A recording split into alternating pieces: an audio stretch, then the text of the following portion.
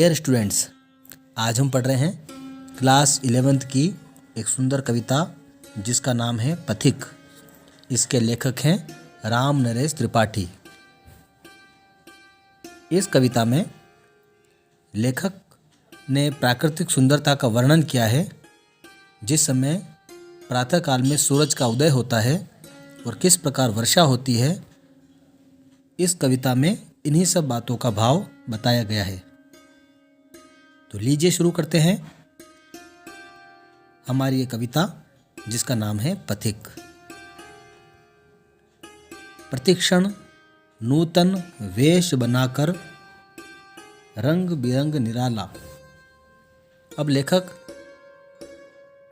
प्रातः की सुंदरता का वर्णन करते हैं कि सुबह के समय सूरज कैसा दिखाई देता है।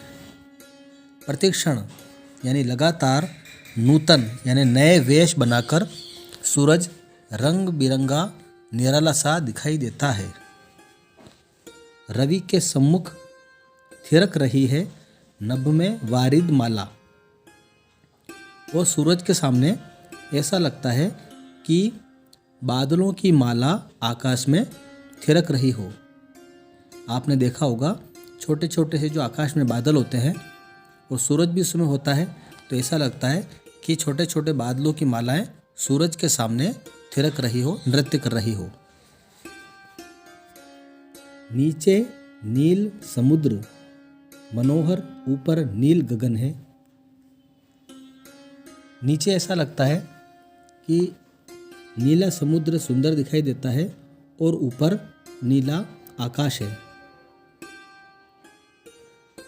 गन पर बैठ बीच में विचरूं, यही चाहता मन है। अब लेखक का मन चाहता है कि मैं बादलों पर बैठ जाऊं। घन का अर्थ है बादल। मैं बादलों के बीच में बैठ जाऊं, बीच में विचरूं, यही चाहता मन है। मेरा मन यही चाहता है कि मैं बादल पर बैठकर उन पर विचरण करूं। आगे लेखक कहता है, रत्नाकर गर्जन करता है, मलिया नील बहता है। समुद्र अपनी आवाज़ से गर्जना करता है और पहाड़ों पर सुंदर सी हवा चलती रहती है, यानी मलयाचल पर्वत पर हवा बहती रहती है। अब लेखक आगे अपने प्रिय से कहता है, हरदम यह हौसला हृदय में प्रिय भरा रहता है। लेखक कहता है कि हे प्रिय, मेरे हृदय में हमेशा यह हौसला, यह भाव बना रहता है। क्या? इस विशाल विस्तृत महिमामय रत्नाकर के घर कोने कोने में लहर पर बैठ फिरूं जी भर के। तो समुद्र को देखकर लेखक कहता है कि यह जो बड़ा सा, विशाल सा, विस्तृत सा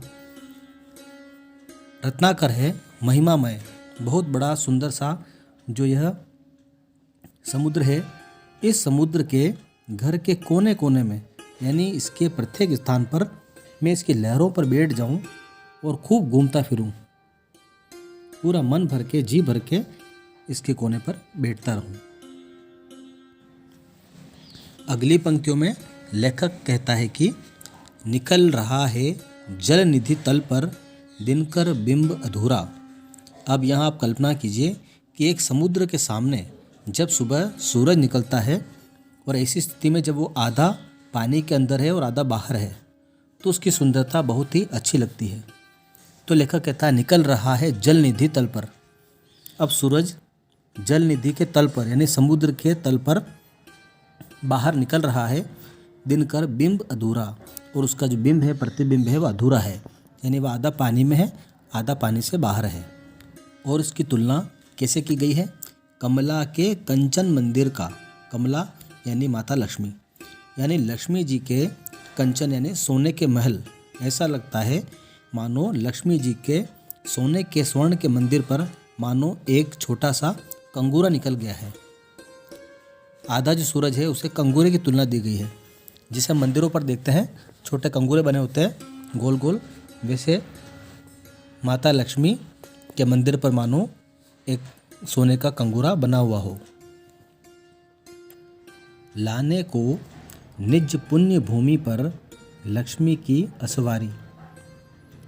हमारे भारत की पुण्य भूमि पर लक्ष्मी जी की सवारी को लाने के लिए रत्नाकर ने निर्मित कर दी स्वर्ण सड़क अति प्यारी। ऐसा लगता है जैसे समुद्र ने एक सोने की सड़क बना दी हो जिससे लक्ष्मी की सवारी आ सके। तो कहने का तात्पर्य यह है कि जब हम देखते हैं कि सूरज आधा निकला होता है समुद्र के भीतर से, तब उसके सामने हम सूरज की परछाई देखते हैं जो सोने के समान लंबी सी दिखाई देती है। ऐसा लगता है जैसे वो समुद्र का रास्ता हो, समुद्र ने रास्ता बना दिया हो। तो लेखक कहना चाहता है कि हमारी इस पुण्य भूमि पर लक्ष्मी जी को लाने के लिए, उनकी सवारी के लिए समुद्र ने एक सोने की सड़क बना दी हो। आगे लेखक समुद्र के लिए कहता है कि निर्भय दृढ़ गंभीर भाव से गरज रहा सागर है। यानी समुद्र निर्भय निडर होकर दृढ़ता के साथ गंभीर भाव से गरजता रहता है। लहरों पर लहरों का आना अति सुंदर है।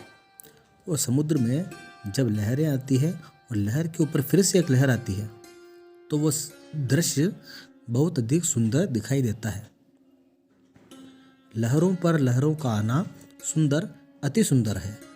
यानी लहरों पर जब लहर और आती है तो सुंदर नहीं और अधिक सुंदर दिखाई देती है।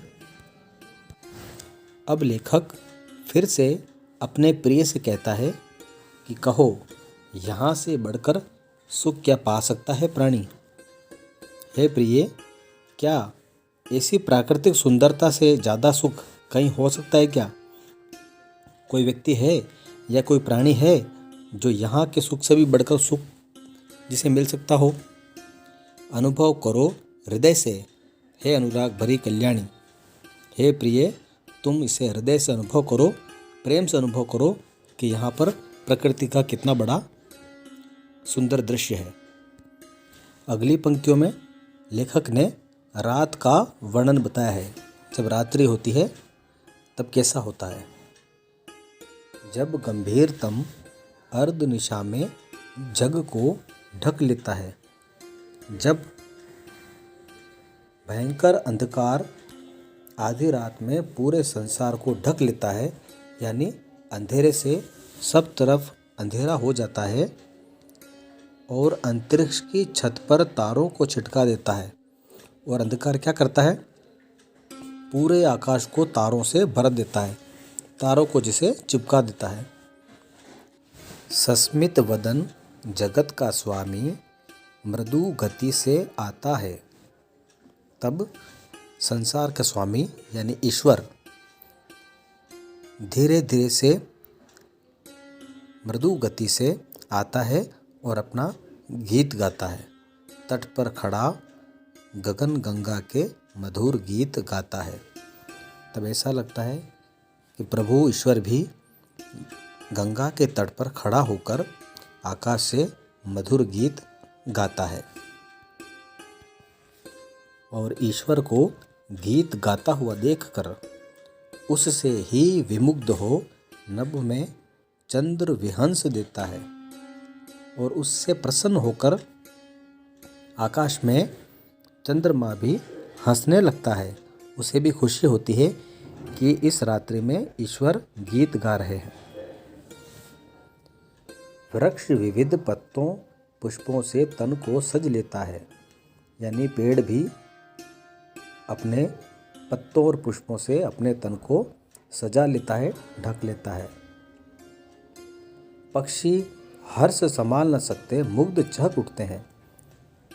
अब पक्षी भी अपने आप को संभाल नहीं पाते और खुशी के साथ में वो भी चहक उठते हैं। फूल सांस लेकर सुख की सानंद महक उठते हैं। और जब फिर से सवेरा होता है तब फूल भी अपने सुख की सांस लेते हैं और आनंद के साथ में महक उठते हैं। और पक्षी भी सुबह होने पर अपनी प्रसन्नता को संभाल नहीं सकते और खुश हो जाते हैं। इन अंतिम पंक्तियों में लेखक ने मेघ बरसने का और बारिश होने का वर्णन किया है। वन उपवन गिरी सानु कुंज में मेघ बरस पड़ते हैं। जब बरसात आती है तब वन में, उपवन में यानी जंगल में, बगीचों में, पहाड़ में, समुद्र में, कुंज में मेघ बरस पड़ते हैं। हर जगह पर बरसात की बूंदें गिरती है। मेरा आत्म प्रलय होता है, नयन नीर जड़ते हैं। तब लेखक कहता है कि ऐसा लगता है मेरे आत्मा में प्रलय हो रहा हो और नयन नीर जड़ते हैं और आंखों से आंसू भी आने लगते हैं। अब वो अपनी प्रिय से कहता है, पढ़ो लहर, यानी तुम पढ़ो कि वर्षा कहाँ कहाँ होती है। पढ़ो लहर पर, तट पर यानी किनारे पर, पत्तों पर, तरु यानी पेड़ पर, गिरी पर्वत पर, नभ आकाश पर, किरणों पर, जलद यानी समुद्र पर, प्यारी यानी लहर पर, पेड़ों पर, तिनकों पर यानी प्रत्येक स्थान पर बादल अपनी वर्षा करते हैं। लिखी हुई यह मधुर कहानी विश्व विमोहनहारी, यानी विश्व का कल्याण करने वाले ईश्वर ने ऐसी सुंदर कहानी को लिखा है, यानी यह संसार ईश्वर की बनाई हुई रचना है। लेखक कहता है, कैसी मधुर मनोहर उज्जवल है यह प्रेम कहानी। यह जो प्राकृतिक कहानी है, ये प्राकृतिक सुंदरता है, यह प्रेम कहानी के समान है। यह मधुर है, मनोहर है, उज्जवल है। जी में है अक्षर बन इसके बनूं विश्व की वाणी। ऐसा लगता है कि इस प्रेम कहानी में मैं अक्षर बन जाऊं और विश्व की वाणी में अपना योगदान दूं, यानी विश्व की जो प्राकृतिक वाणी है उसका मैं हिस्सा बनूं, अक्षर बन के। स्थिर आनंद प्रवाहित शांति सदा सुख कर है, यानी इस संसार की जो शांति है वह स्थिर है, आनंद देने वाली है, सदा मन को शांति और सुख देने वाली है। आहा, प्रेम का राज्य परम सुंदर, अतिशय सुंदर है। तो कहते हैं कि ऐसा प्रेम का राज्य जो है वह सुंदर है, बहुत अधिक सुंदर है। इसलिए मैं हमेशा इस प्रकृति की गोद में रहना चाहता हूँ। तो इस प्राकृतिक सुंदरता को कहते हैं कि स्थिर है, आनंद प्रवाही है और सदा शांति और सुख देने वाली है। इसलिए मैं इस प्रेम के राज्य में सुंदरता से रहना चाहता हूँ। तो हमारी ये कविता यहाँ समाप्त होती है। आप देख रहे हैं संस्कार गुरु चैनल। अभी तक आपने इस चैनल को सब्सक्राइब नहीं किया हो तो इसे सब्सक्राइब कर लें, ताकि आप आने वाली वीडियो को आसानी से देख पाएंगे। धन्यवाद।